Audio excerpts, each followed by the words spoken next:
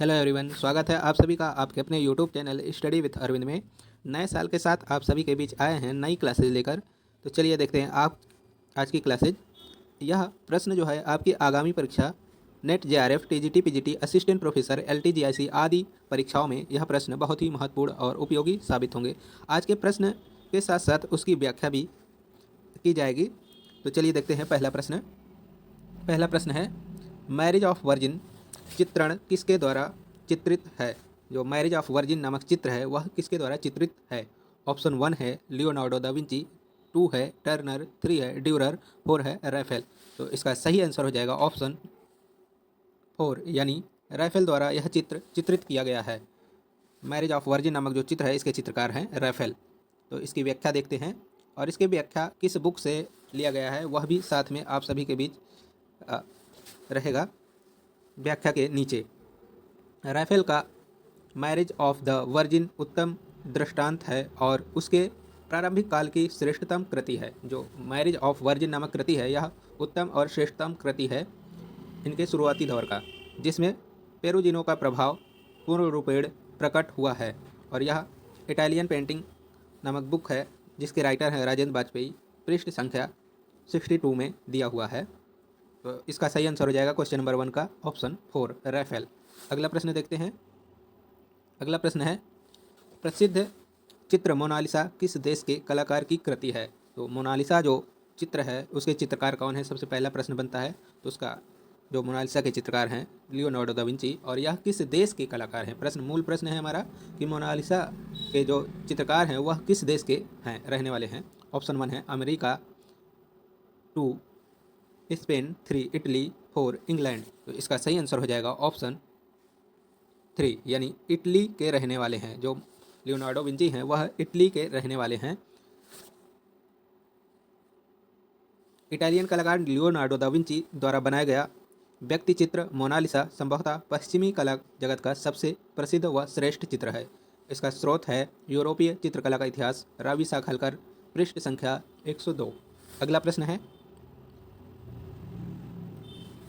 Europe की कला में किस कलाकार को डिवाइन पेंटर कहा जाता है। तो यूरोप की कला में किस कलाकार को डिवाइन पेंटर कहा जाता है। ऑप्शन 1 माइकल एंजेलो, 2 जॉर्ज योन, 3 लियोनार्डो विंची, 4 रैफेल। तो इसका आंसर हो जाएगा ऑप्शन 4 यानी रैफेल को यूरोप के कला का डिवाइन पेंटर कहा जाता है। तो इसका सही आंसर हो जाएगा ऑप्शन 4। रैफेल को डिवाइन पेंटर कहा गया है जैसे माइकल एंजेलो को ए स्कल्पचर हु पेंटेड कहा जाता है। इसका स्रोत है इटालियन पेंटिंग, राजेंद्र वाजपेयी, पृष्ठ संख्या 61। अगला प्रश्न है, स्वच्छंदतावाद का वह कौन सा चित्रकार था जो चित्रण के लिए घर में लाश रखता था। तो वह कौन सा कलाकार है स्वच्छंदतावाद का जो घर में लाशें रखता था, यानी मरे हुए व्यक्तियों के जो शरीर है उसे घर में रखता था स्टडी करने के लिए, ड्राइंग स्टडी, उसकी मांसपेशियों की स्टडी के लिए वह लाशें अपने घर में रखता था और जब बदबू करने लगती थी तब उसे दफना देता था। तो इसका ऑप्शन देखते हैं, देलाक्रा, 2 इंजर्स, 3 जेरिकाल्ट, 4 माने। तो इसका सही आंसर हो जाएगा ऑप्शन 3 यानी जेरिकाल्ट। तो इसका सही आंसर हो जाएगा ऑप्शन 3 जेरिकाल्ट। कहा जाता है कि जेरिकाल्ट ने अध्ययन के हेतु घर में भी लाशें रखी थी जिस पर पड़ोसियों ने उनके खिलाफ शिकायतें की। इसका स्रोत है आधुनिक चित्रकला का इतिहास, रावी साखलकर, पृष्ठ संख्या 12 यानी पृष्ठ संख्या 12। अगला प्रश्न है, ऑप्टिकल मिक्सचर किस आंदोलन से संबंधित है। ऑप्शन 1 प्रभाववाद, 2 यथार्थवाद, 3 बिंदुवाद, 4 प्रतीकवाद। तो इसका सही आंसर हो जाएगा ऑप्शन 1 यानी प्रभाववाद से संबंध है इसका। ऑप्टिकल मिक्सचर का संबंध जो है प्रभाववाद से है। तो इसका आंसर हो जाएगा ऑप्शन 1 और इसका स्रोत है आधुनिक चित्रकला का इतिहास, रावी साखलकर की बुक से लिया गया है, पृष्ठ संख्या 68। अगला प्रश्न है, स्नान मग्न युवतियों के चित्रकार कौन हैं। ऑप्शन 1 है सेजा, 2 है मोने, 3 है कुर्वे, 4 है मिले। तो इसका सही आंसर हो जाएगा ऑप्शन 1 यानी सेजा जो है स्नान मग्न युवतियों नामक जो चित्र है उसके चित्रकार हैं। ऑप्शन 1 सही होगा सेजा। इसका स्रोत जो है आधुनिक चित्रकला का इतिहास, रावी साखलकर, पृष्ठ संख्या 104। अगला प्रश्न है जॉर्ज ब्राक किस कला आंदोलन से संबंधित थे? ऑप्शन 1 नवप्रभावाद, ऑप्शन 2 अति यथार्थवाद, 3 भविष्यवाद, 4 घनवाद। तो इसका सही आंसर हो जाएगा ऑप्शन 4 यानी घनवाद से संबंधित है। जॉर्ज ब्राक जो है वह घनवाद से संबंधित है, तो इसका सही आंसर हो जाएगा ऑप्शन 4 घनवाद। घनवाद के आरंभिक काल में ब्राक व पिकासो में घनिष्ठ मित्रता थी और एक दूसरे से मिलकर एवं विचार विमर्श करके दोनों ने उसके विकास के लिए बहुत परिश्रम किया। सन 1908 ईस्वी में पूर्ण किया हुआ ब्राक का चित्र निर्वस्त्र स्त्री घनवाद की दिशा में उनका प्रथम चरण था। स्रोत है आधुनिक चित्रकला का इतिहास, रावी साखलकर, पृष्ठ संख्या 169। अगला प्रश्न है अति यथार्थवाद के किस चित्रकार ने फ्रॉइड के अध्ययन से ही स्वप्न की कल्पना तरंगों के कलात्मक महत्व को पहचाना? ऑप्शन 1 मोने, बी 2 पिकासो, 3 मातिस, 4 सल्वाडोर डॉली। तो इसका सही आंसर हो जाएगा ऑप्शन 4 यानी सल्वाडोर डॉली जो है वह अति यथार्थवाद के चित्रकार फ्रॉइड के अध्ययन से ही स्वप्न की कल्पना तरंगों के कलात्मक महत्व को पहचाना है। किसने? सल्वाडोर डॉली ने। फ्रॉइड के अध्ययन से ही स्वप्न की कल्पना तरंगों के कलात्मक महत्व को उन्होंने पहचाना और उनकी सल्वाडोर डॉली अभिव्यक्ति को अंतरित तीव्रता प्राप्त हुई। इसका स्रोत जो है आधुनिक चित्रकला का इतिहास है। अगला प्रश्न है प्रसिद्ध चित्रकार राजा रवि वर्मा का जन्म कहाँ हुआ था? ऑप्शन 1 है उत्तर प्रदेश, 2 है केरल, 3 है कर्नाटक, 4 है पश्चिम बंगाल। तो इसका सही आंसर हो जाएगा ऑप्शन 2 यानी केरल के किलीमनूर ग्राम में सन 1848 में हुआ था प्रसिद्ध चित्रकार राजा रवि वर्मा का जन्म। राजा रवि वर्मा का जन्म केरल के किलीमन्नूर ग्राम में अप्रैल 1848 ईस्वी में हुआ था। इसका स्रोत है आधुनिक भारतीय चित्रकला, डॉक्टर गिरिराज किशोर अग्रवाल, पृष्ठ संख्या 19। अगला प्रश्न है बंगाल शैली के शीर्षस्थ कलाकार हैं। तो बंगाल शैली के शीर्षस्थ कलाकार कौन हैं? ऑप्शन 1 यामिनी राय, 2 अमृता शेरगिल, 3 अवनीनाथ ठाकुर, 4 एन एस बेंद्रे। तो इसका सही आंसर हो जाएगा ऑप्शन 3 यानी अवनीनाथ ठाकुर जो है वह बंगाल शैली के शीर्षस्थ कलाकार हैं। तो इसका सही आंसर हो जाएगा ऑप्शन 3। अवनीनाथ के साहसिक क्रांतिकारी विचारों एवं ईवी हैवेल के भारतीय कला के प्रति उदार व्यवहार ने बंगाल शैली को जन्म दिया। इसका स्रोत है भारतीय चित्रकला एवं मूर्तिकला का इतिहास, डॉक्टर रीता प्रताप, पृष्ठ संख्या 318। अगला प्रश्न है चितेंद्र नाथ मजूमदार नामक प्रसिद्ध चित्रकार के कला गुरु कौन थे? Option 1 Rabindranath Thakur, 2 E V Havell, 3 Avaninath Tagore यानी ठाकुर, 4 जगदीश बसु। तो इसका सही आंसर हो जाएगा ऑप्शन 3 अवनीनाथ ठाकुर इनके गुरु थे। अवनीनाथ ठाकुर के 4 प्रमुख शिष्य गिने जाते हैं यानी माने जाते हैं। पहला नंदलाल बसु, दूसरे असित कुमार हल्दर, तीसरे छितिनाथ मजूमदार और चौथे शैलेंद्र नाथ डे। इसका स्रोत है आधुनिक भारतीय चित्रकला, डॉक्टर गिरिराज किशोर अग्रवाल, पृष्ठ संख्या 43। अगला प्रश्न है कलकत्ता आर्ट विद्यालय के प्राचार्य थे। कलकत्ता कला विद्यालय के प्राचार्य कौन थे? Option 1 EV हैवेल, 2 Nandlal Bose, 3 K. N.. Majumdar यानी छितिनाथ मजूमदार, 4 असित कुमार हल्दर। तो इसका सही आंसर हो जाएगा ऑप्शन 1 यानी कलकत्ता आर्ट कॉलेज के प्राचार्य थे ईवी हैवेल। भारत में बंगाल स्कूल की स्थापना के बाद जिस पाश्चात्य कला का प्रचार हुआ उसके प्रारंभ करने वाले डॉक्टर हैवेल थे।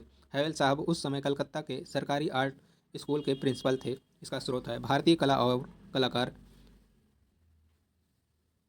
ई कुमारिल स्वामी।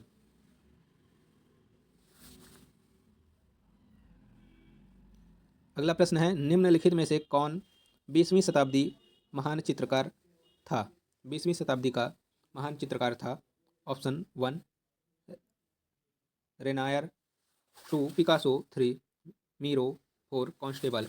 तो इसका सही आंसर हो जाएगा ऑप्शन 2 पिकासो। इसमें कोई शक नहीं कि हमारे वक्त या यूँ कहें कि 20वीं शताब्दी के कलाकारों में पिकासो की विशिष्ट जगह है। एक ऐसी जगह जिसे उनके सख्त से सख्त विरोधी भी नहीं छीन सकते। यह कहना भी गलत नहीं होगा कि हमारे समय में कोई दूसरा पिकासो नहीं पैदा हो सकता। इसका स्रोत है समकालीन कला, ललित कला अकादमी की पत्रिका, पृष्ठ संख्या जो 1982 में प्रकाशित हुई है, पृष्ठ संख्या 27। अगला प्रश्न है, परिप्रेक्ष्य की दृष्टि से हमें घन के कितने पक्ष दिखाई पड़ते हैं?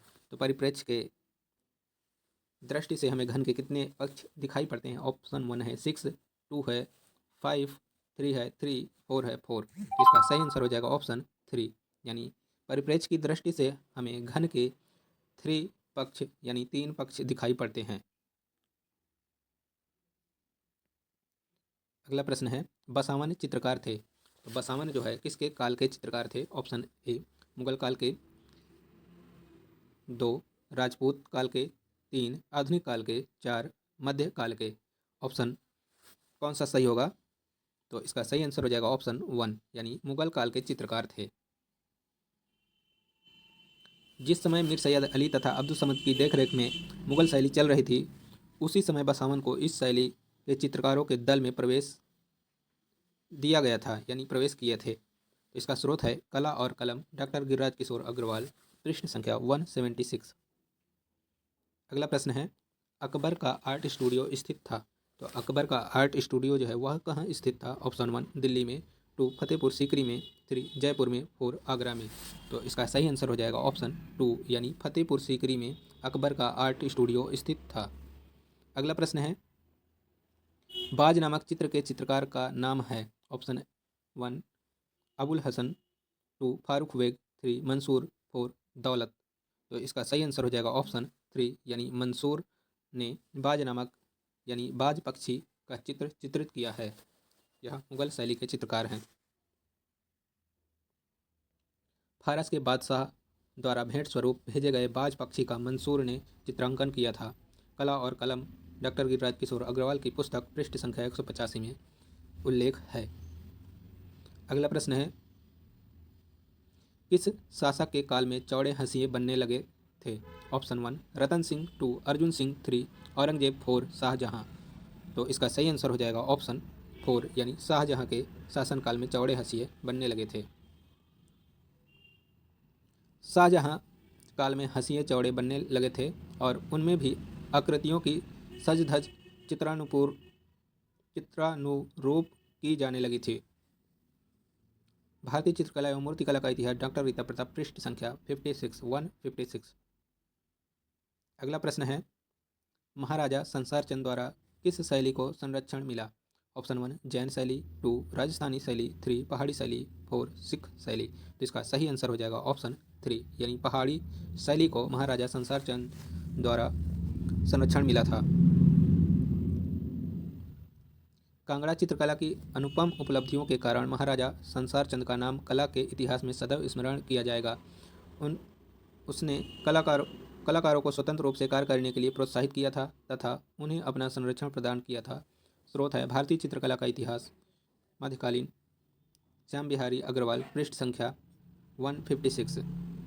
अगला और आज की प्रश्नावली का आखिरी प्रश्न है, कांगड़ा चित्र शैली का प्रमुख चित्रकार कौन था? ऑप्शन 1 कुशनलाल, 2 रामलाल, 3 श्यामलाल, 4 पन्नालाल। तो इसका सही आंसर हो जाएगा ऑप्शन 1 यानी कुशनलाल जो है वह कांगड़ा चित्र शैली का प्रमुख चित्रकार थे।